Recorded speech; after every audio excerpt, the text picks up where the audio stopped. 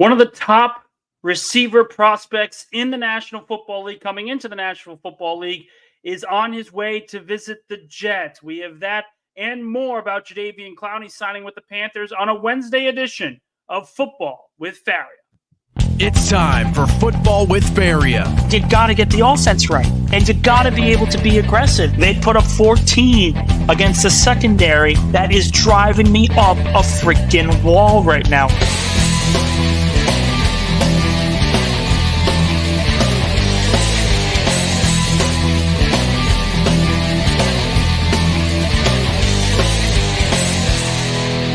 Now here's your host, Nick Faria.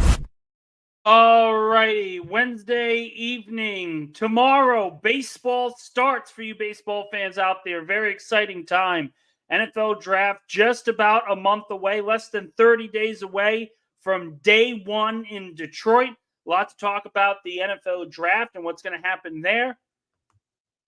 Again, Football with Faria, welcome in on a Wednesday evening. It is just ugly out right now in Bayside. It's going to get really ugly over the next couple of days. The Mets have already postponed opening day for a second consecutive season. For those of you jumping on for the first time, welcome. If you guys want to get involved in the conversation, obviously leave a comment, like, share, and subscribe to the video on YouTube. All of that is appreciated. And if you guys want to join the conversation, obviously link down in the YouTube description below.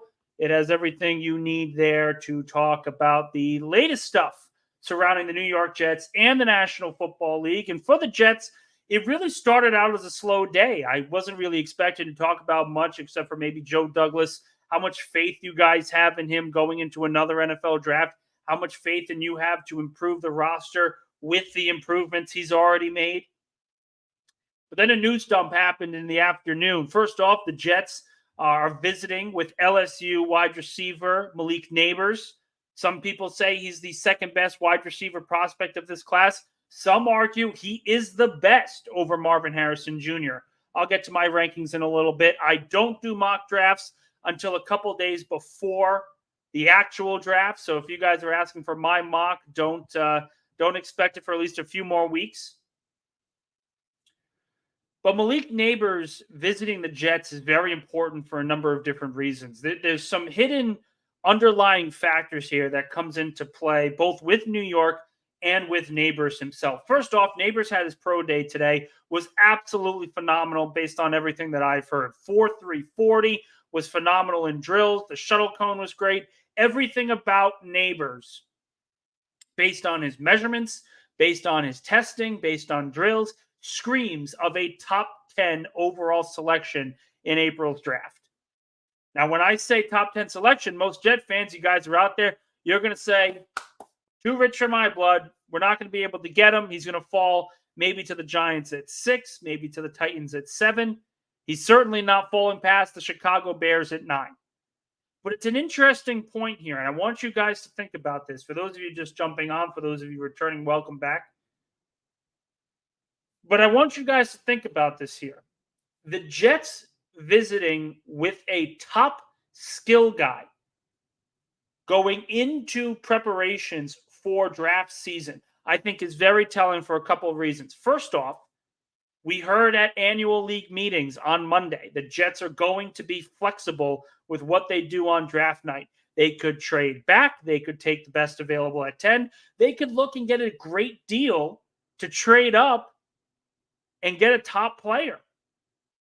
And if the Jets are going to do that, if they are going to trade up, Nabers is certainly a guy I think a lot of Jet fans would be happy about. Can play inside, can play outside, just unbelievable speed, unbelievable catching ability, great route runner, a complete package of a prospect. If the Jets were to walk away with Malik Nabers as the number one pick, as the pick that they get in the first round and they trade up for him, that is an excellent draft. This is what I've been talking about. You guys have heard me say this over and over again. When we judge the Jets draft now, any particular offensive player, and if they take any of them in the first round, it's an A-plus draft. It's an A-plus. If they take Olu Fashanu at 10, it works out. If they take Talise Fuaga at 10, it works out. If they trade up for Malik Neighbors, Romeo Dunze, or God forbid Marvin Harrison, all of this is an A+. It's all A's. You can't screw this up. It's impossible unless you draft a defensive player. And when I get to the defense in a little bit, again, for those of you guys jumping on, give us your questions. We'll try to answer them throughout the show. If you guys want to call in, link in the description down below on YouTube.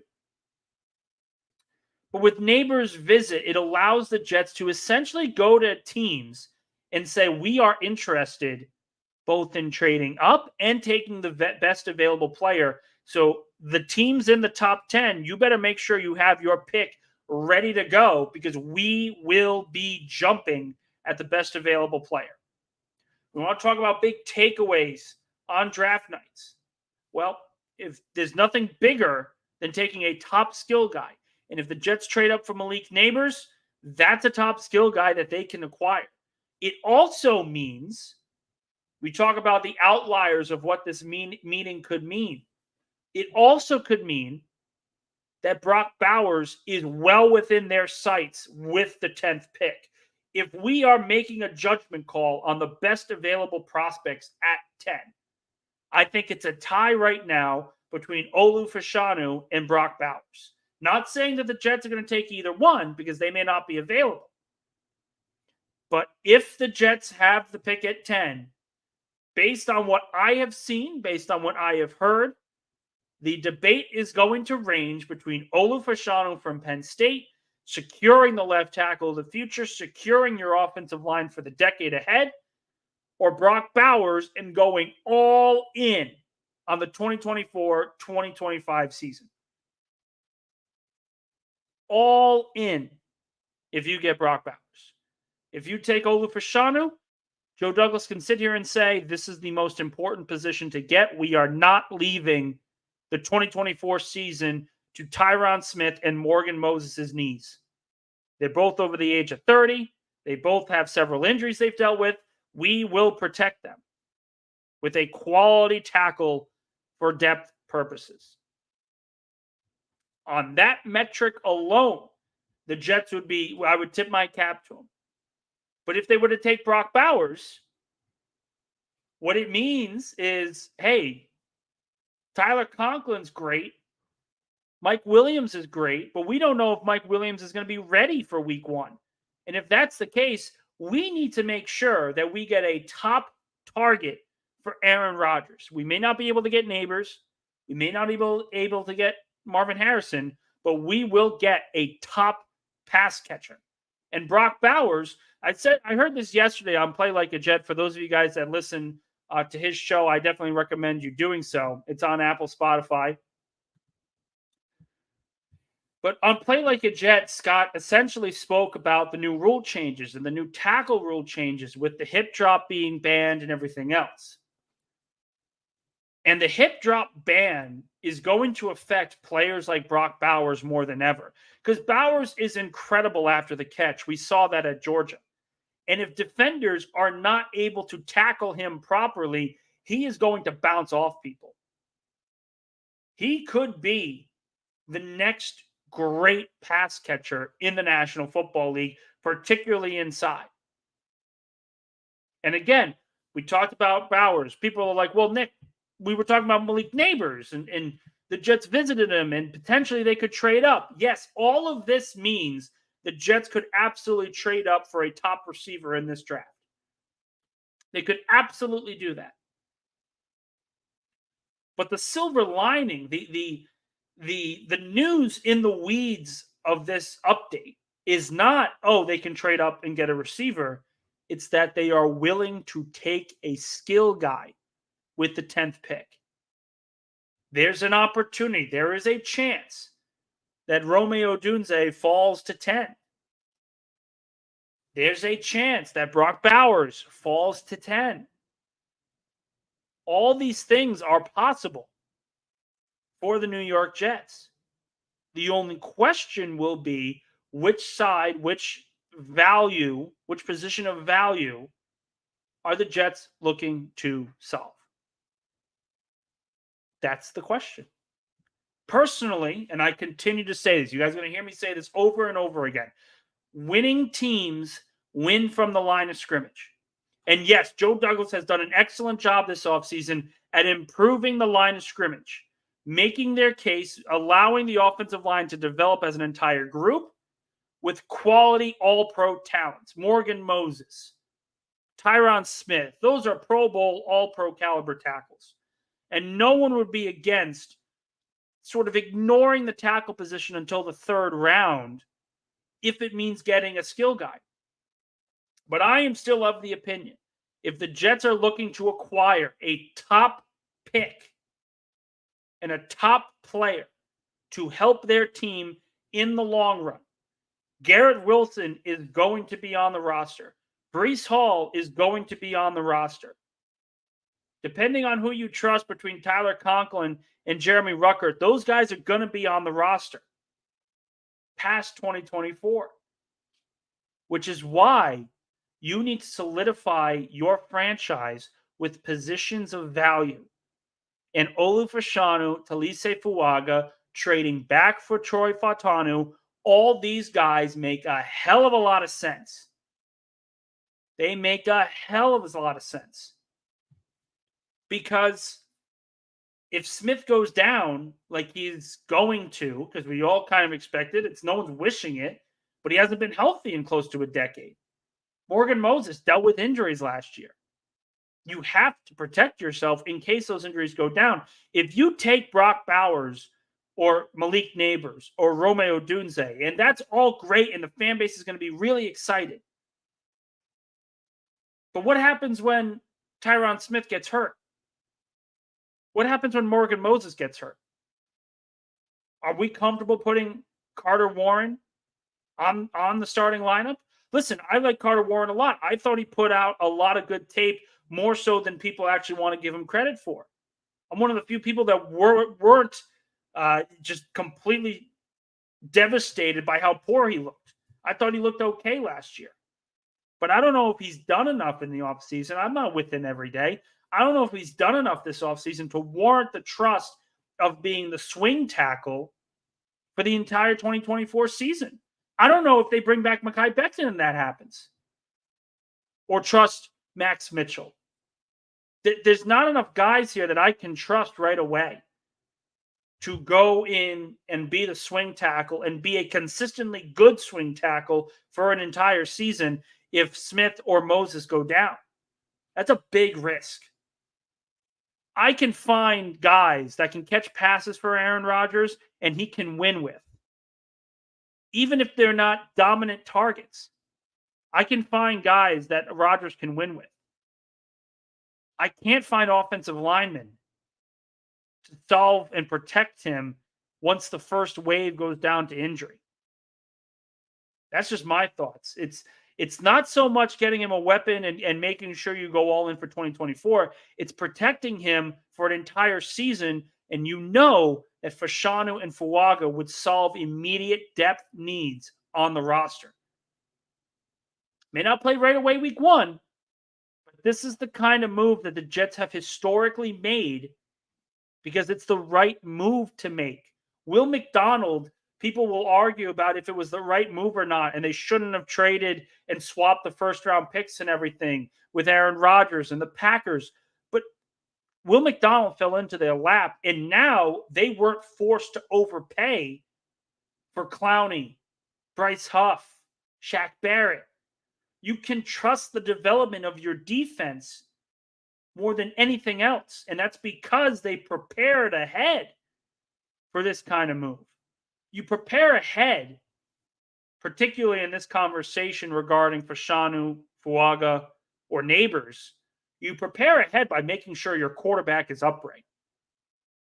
That's how you prepare for a season. You make sure that your offensive line is good to go for a full 17-game season. And if you have guys that aren't able to stay healthy for a full 17 games, you make sure that the depth is there to protect yourself in the long run. The Jets didn't really, the Jets kind of did it last year. The Jets kind of did that. They kind of protected their depth. And then all the depth got hurt. They went through 13 guys. That's a full backup wave of offensive linemen and half of a third string. They tried to do that last year, and it didn't work. But you can't just give up on that now because you know Rodgers is going to be back at 100%. It doesn't work that way. And it's not a good thing. So the Jets' visit with Malik Neighbors absolutely tells a story of a team that is absolutely willing to take a skill guy with the 10th overall pick or even trade up in drafting one as well.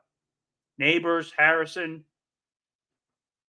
Brock Bowers, Odunze, these guys are absolutely going to be available for the Jets if they want to trade up. Question is, will they? Question is, will they give up the draft capital necessary in order to facilitate a deal, a trade like that? But I mentioned this before. The Jets want to plan ahead for things. And this is why I continue to think that Olu Fashanu and Talise Fuaga are going to be the opportunity, the option for them at 10. And the reason for that is they prepare for future needs. They prepared for the future need of a pass rusher when they drafted Will McDonald in the mid to late teens of last year's draft. They could have traded back. They could have drafted a receiver. They took the pass rusher because they felt that it was going to be a need in 2024. Now it's not so much of a need. But the Jets still were in conversations with Jadeveon Clowney as early as yesterday. They were waiting to see what the Pro Bowl pass rusher was going to do, and he made his decision this afternoon, signing a 2-year deal with the Carolina Panthers, 2-year deal worth up to $24 million. Clowney spurns the Jets, he spurns the Ravens, and signs with essentially his hometown team. He's from South Carolina, went to South Carolina in college, dominated there, became the first overall pick, and now has a chance to essentially end his career, potentially, with the Carolina Panthers. Everyone, and here's the thing about it. Jet fans have been absolutely awesome. You guys have just been absolutely great. Quite frankly, all I'm seeing, especially when I made the announcement, when I put out the article on Sports Illustrated, all I am seeing is the people coming out of the woodwork to complain about Joe Douglas not doing enough to sign Jadeveon Clowney. And I want to clear the air a little bit here. For those of you guys that want to ask a question, jump on the chat. If you guys want to call in, jump in the debate, absolutely. All are welcome.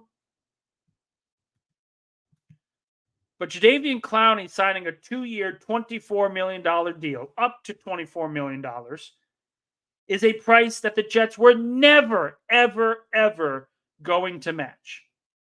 Let's get this out of the way right now. The Jets were never going to give Jadeveon Clowney a 2-year deal worth over $20 million. It wasn't going to happen. They were looking for the cost-effective moves that they could use for a veteran pass rusher that wouldn't be an overspend and with a player that would be very comfortable being a part of a depth role. Clowney was probably happy about that depth role, but he wanted the money, and the Jets did not have the money to give it to him. The Baltimore Ravens did not have the money to give it to him. Jet fans are angry about Joe Douglas not making this move, and I think it's absolutely preposterous. I think it's stupid to even be considerably angry with this. They wanted an additional pass rusher. They want to be able to improve the depth of the group. There are still veteran guys out there. You don't have to rely on a veteran to play 50% of the snaps. You're asking this guy to play 20, 25% of the defensive snaps. Bring in a couple pressures. Bring in a couple sacks. You're not asking this guy to be the be-all, end-all at the position. You're just not. So people complaining about Jadeveon Clowney, I think they had a misconception of what they actually need. The Jets actually need depth at safety. They actually need another running back. They don't need another pass rusher. If they were to add one, it's more about to enhance the depth of the group. They have 4 guys right now. They've got Jermaine Johnson, Will McDonald, John Franklin Myers, and Michael Clemens. Of those 4, those are some quality young edge rushers that you can trust to develop as a group. This isn't even counting the first team All-Pro defensive tackle in Quinnen Williams. That's not even counting him. But he's a major part to this. Because you have an All-Pro there, because you feel you have a Pro Bowl player in Jermaine Johnson and a young ascending player in Will McDonald, you don't have to overspend for the 4th or 5th pass rusher on your roster. You don't have to. This is why the Jets allowed Bryce Huff to leave in free agency. I'm not saying letting Bryce Huff walk was the right idea. I continuously say they should have made a move. They should have gotten an extension done last year. But I'm not going to get worked up about Jadeveon Clowney signing with the Carolina Panthers. And I don't think Jet fans should either, for 2 reasons. Number one, this is an offensive-driven league. The Jets have spent the majority of their free agency capital, their cap space, on offense. If they want to trust their depth on defense, a top 5 unit in the game, I think they should get a little bit of an understanding there. You don't have to agree with it, but at the very least, we can all understand that this team's problem last year was offense. And if they want to spend more money on offense than defense, isn't that a good thing? The second reason is the coaching staff. Now, people are going to sit here and say, Robert Saleh's a terrible coach. Look at his record. The only thing I hear about Jets fans complaining is the record. The record. Robert Saleh's record's horrific. Joe Douglas's record is horrific. It's awful. The record's awful. They should have been fired. They need to be fired immediately. But when it comes to improving defensive players, when it comes to developing young talent, shouldn't Robert Saleh, shouldn't his defensive staff get the benefit of the doubt in feeling they can trust Will McDonald to increase his workload in 2024? They did that with Jermaine Johnson, and it worked great. They did that with Bryce Huff, and it worked great. Tony Adams, Jamian Sherwood, Quincy Williams, DJ Reed, Michael Carter. Guys that were either brought in free agency or brought in via the draft and had some holes on their overall repertoire, joined the Jets and became Pro Bowl or All-Pro caliber players.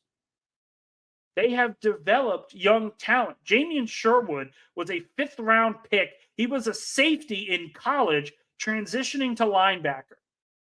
And last season, he was one of the highest-graded Jets defensive players in 2024. Look it up. He was very, very good. He was so good that I think next year could make CJ Mosley a cap casualty simply because they can trust Jamian Sherwood to play at a high level for a lot cheaper than the linebacker actually is on right now. Jamian Sherwood played really well in 2024. The development of Ashton Davis. Ashton Davis hasn't signed a free agent deal yet, but he was phenomenal in 2023. Michael Carter, we can argue if he's the best slot corner in the AFC, particularly with Trent McDuffie in Kansas City. People will argue that McDuffie's better. But Michael Carter is in that conversation as one of the best slot corners in the draft, in the NFL. He's been absolutely terrific. And he's going to get a long-term deal done with his franchise. Shouldn't this defensive staff get the benefit of the doubt to develop a young talent like Will McDonald over signing a guy like Jadeveon Clowney? And again, there are other veterans out there. There are other veterans out there in free agency. One guy that I look at, I think could be interesting, is Bud Dupree. If the Jets want to bring in Dupree, they could potentially get him. Kyle Van Noy, I know he wants to go back to Baltimore, but if the Jets can get a long-term, not a long-term, but a short-term, solid money deal for him, he's a quality edge rusher as well. Again, you're not asking a free agent edge rusher to play 40 to 45 snaps. You are trusting that the combination of John Franklin Myers and Will McDonald is good enough and talented enough and productive enough to dominate the majority of the snaps. Overall, yes, a lot of people were angry that Jadeveon Clowney is not a New York Jet, and he signed a 2-year deal, $24 million to go home to the Carolinas. And some people are very upset saying that Joe Douglas whiffed on this. And I continuously say, if you want to be angry, go outside and go for a walk. The Jets have had a very, very strong offseason. Very strong offseason.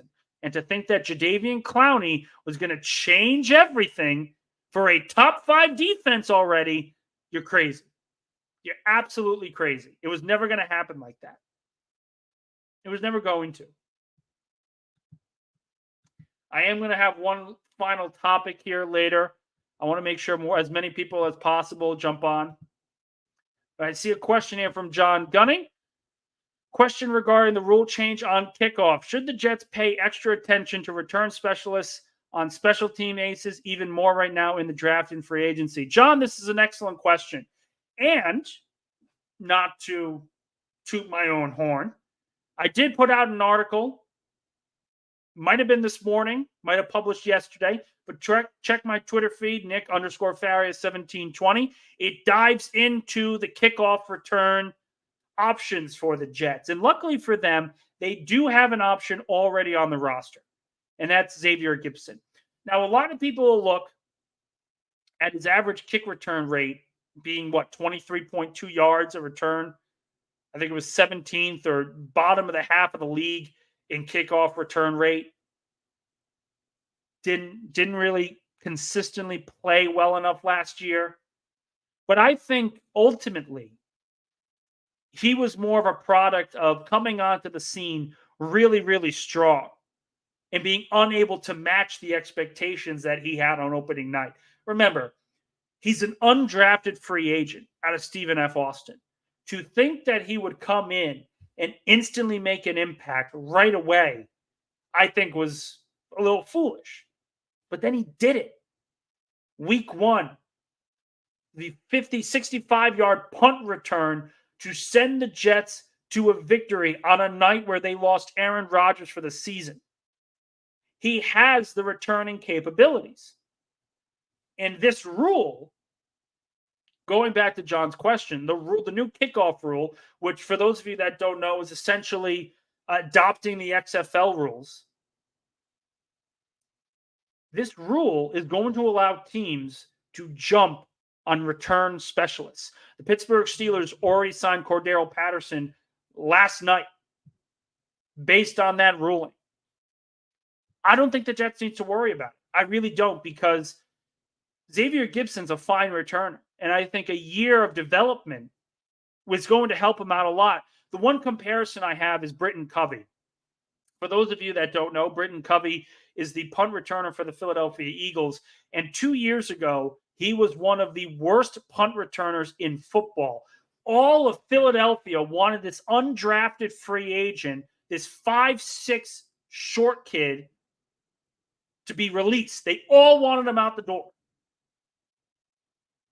Did nothing in the Super Bowl, did nothing in the playoffs. He wasn't a good overall returner. And what happened was Philadelphia gave him the opportunity again in the 2023 season. You guys know what happened? Britton Covey led the league in most punt return statistics, most kick return statistics. Sometimes it pays to be a little patient with your undrafted free agents. And there is no team more patient than the New York Jets when it comes to their undrafted free agents. No team is more patient. And I think that is an excellent quality to have in an organization. You want to trust your scouting department because your scouting department's done a pretty damn good job. Huff, Adams, Gibson. Gibson could absolutely develop into the kind of quality returner, that special teams ace that John is talking about, that you don't have to pay a king's ransom for in free agency. The Steelers are giving Cordero Patterson over $6 million essentially to be their main returner, but also to be an offensive weapon. The Jets don't have to worry about that with Gibson. They don't have to force feed him the ball anymore. And that alone is going to be a great thing for the roster, for the offense, and for special teams as well. This is a very, very good rule change for the NFL, and the Jets are in a prime position to take advantage of it. Prime position. Going through some of the notes right now, going through some of the comments. Everything looks good. So I do want to end this conversation because I have to. I have to do this, Jet fans. I have to. But the big question I have to ask, because for some reason this started in the morning, are Jet fans bipolar? Are they the most bipolar fan base on the planet? Are they really? I mean, Jesus Christ. First off, I'm seeing a week after, I mean, this isn't even a full week after, but Mike Williams was considered as the number 2, the top second option as a wideout in free agency. People were linking him and Calvin Ridley among the same type of quality top receiver that you can trust in the right offense. When healthy, there are few receivers as good as Mike Williams. And he chose to come to the New York Jets. And for a good day and a half, even the angriest Jet fans were saying, this is a top 5 roster in football, baby. We are golden. And a week later, they didn't get a 31-year-old Jadeveon Clowney. And all I am seeing, the sky is falling. Oh, my God. Joe Douglas is doing nothing. He's sitting on his hands right now. This roster is not good enough. How can you trust Aaron Rodgers? This GM stinks. The record. 56 losses. He can't win. They're not winning. Fire him. Good Lord. You know, I'll say this. Because, again, I have my feet in both. I cover the Eagles for Pro Football Network. Cover the Jets, obviously, for Sports Illustrated. I love covering both teams. I love both fan bases. I think I figured it out. Both sides. The Eagles are nauseating. The Eagles fans are nauseating. They are never happy. Even with free agents, they are never happy. You sign Saquon Barkley. Oh, how could you pay for a running back? You sign Bryce Huff. Oh, we can't stop the run. Every free agent. Oh, how he's lost his mind. Nick Sirianni can't coach. This is terrible. Everything negative. The Eagles fans are just negative, pathologically negative at every turn. Jet fans aren't. They aren't angry. They aren't pathologically negative. You guys are just freaking bipolar out of your minds.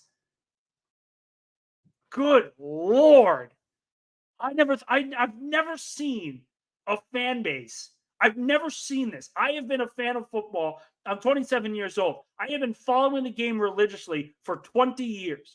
I have never seen a fan base go from pure joy to solving their biggest issues in free agency, and in under 2 weeks saying that the GM stinks, everyone stinks, they're not all in because they didn't overpay for a 31-year-old pass rusher. I've never seen this. Good Lord. I was at a loss for words because I posted, hey, Jadeveon Clowney, 2 years, $24 million. As John says right here, too much. I think most people, most rational people, will look and say, that's too much for Clowney. Too much. But my God, I've never seen anything like it. The turn from Douglas being having a really great offseason to being terrible and needing to be fired because he didn't overpay for Jadeveon Clowney.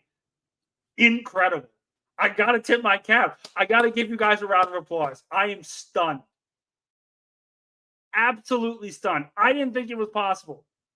If Eagle fans are pathologically negative and annoying and just incessant whiners, Jet fans are just bipolar. Good Lord. Like Jet fans, and you love us. Listen, I've never hidden my love and affection for Jet fans. I've never done that. I appreciate you guys more and more every single time you read my stuff. Every time you guys read my stuff, it's greatly appreciated. My affection, my love for Jet fans continues to grow because you guys want to read my stuff. You guys are pushed to read my stuff. You guys like what I have to say. It's appreciated. I love you guys to death. I love my wife. I love my family. There are plenty of things I get pissed off about my wife and family for. There's plenty of things that irk me. There's plenty of things. Eagle fan, listen, I'm one of them. I'm a pathologically negative person. I'm certainly one of them.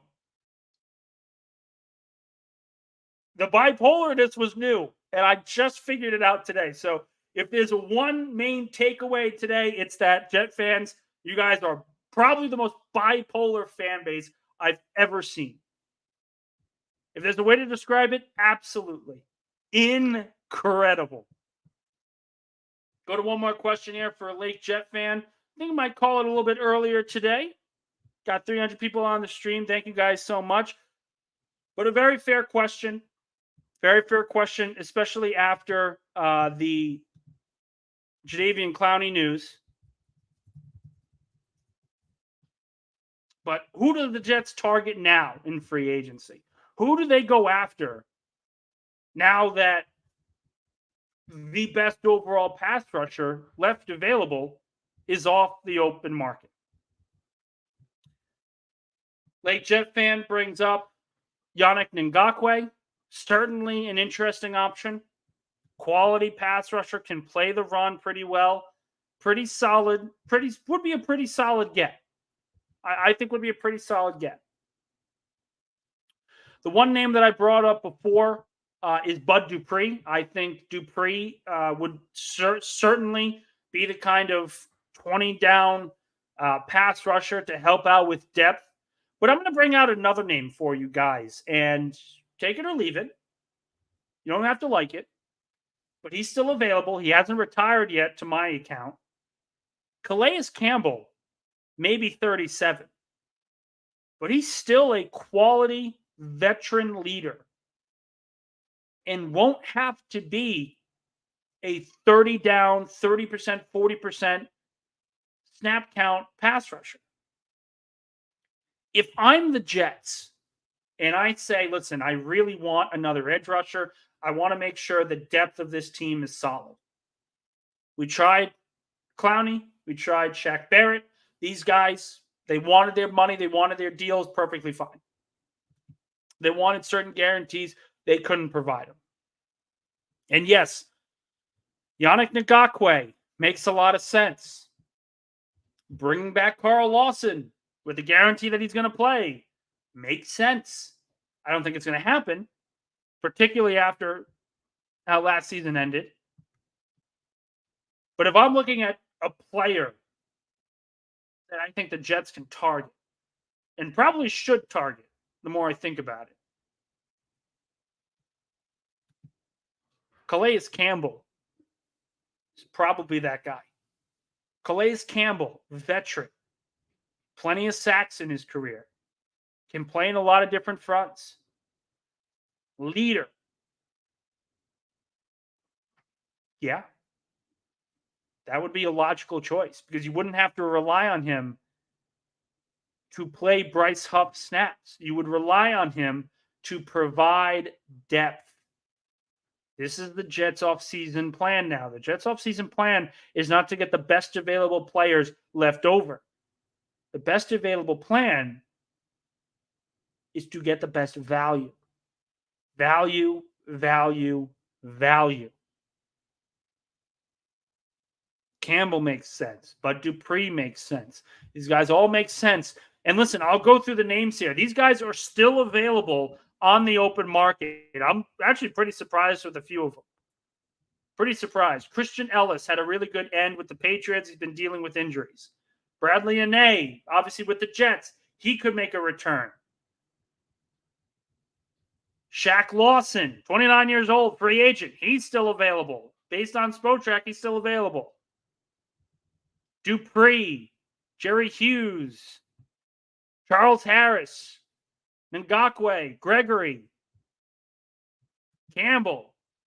These guys make a lot of sense. We can argue about if the Jets should have given Bryce Huff the money, the contract that he wanted. I don't think anyone can truthfully argue letting Jadeveon Clowney sign with the Carolina Panthers for 2 years and $24 million. A contract worth up to $24 million. That's rich, even for Joe Douglas's tenure. That would be kind of an overpay. And they haven't really made an overpay this offseason. Every contract they've had has been relatively fair.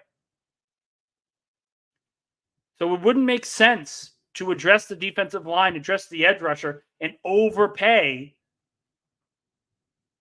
at a position that they could address in free agency for far less. Calais Campbell, Ngakwe, plenty of guys still available. Shaq Lawson, still available. There is room here for the Jets to acquire a fifth edge rusher that you don't have to worry about and you can trust that can come in and provide leadership for a young group. To think that they won't, I don't think you've been paying attention. This Jets team will solve their holes. They still have a month before the NFL draft. They're going to have a month and a half before training camp. They are going to be okay. And I know a lot of people talked about it already. Jets fans bipolar. Breathe. Breathe, breathe, breathe. The organization clearly has a plan. They've clearly done enough in the offseason to improve the roster, particularly on offense. Now it's time to just add the depth in where they feel it's necessary, whether that's offensive line, safety, running back, receiver, edge rusher. There's holes here on the roster still to fill. It's going to be filled. That's my parting wish to you guys. I'm going to jump off a little early because my wife is just about home. Appreciate all you guys for jumping on. I'm going to try to do a show on Friday, depending on in the afternoon or in the morning. Still up for debate with the Mets season opener at 1 o'clock. Maybe I go to the game. I don't know. We'll figure it out later on. But appreciate you guys so much for jumping on. I will see you guys on Friday. If not, I'll see you on a brand new show Monday to kick off next week. Appreciate all you guys for jumping on, and have a great night.